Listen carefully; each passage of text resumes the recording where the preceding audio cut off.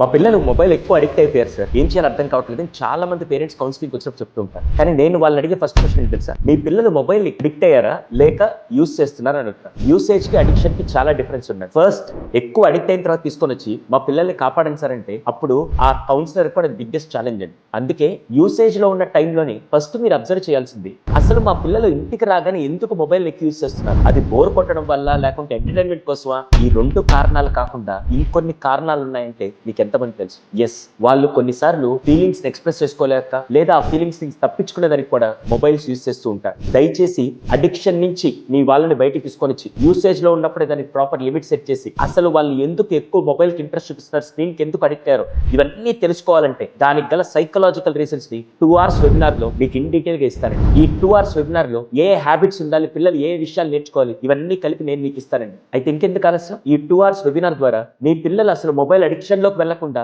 Usage లో కూడా ఎలా లిమిట్ చేయాలి, ప్లస్ వాళ్ళు ఎందుకు వెళ్తున్నారనే సైకలాజికల్ రీజన్ మీకు తెలుసుకోవాలంటే this the one stop solution. ఆలస్యం చేయకుండా వెంటనే స్క్రీన్ మీద కనపడుతున్న లింక్ ఒకసారి క్లిక్ చేసి వెబినార్ రిజిస్టర్ చేసుకోండి. సైకలాజికల్ రీజన్స్ అన్ని మనం ఆ రోజు అక్కడ నేర్చుకుందాం. Thank you.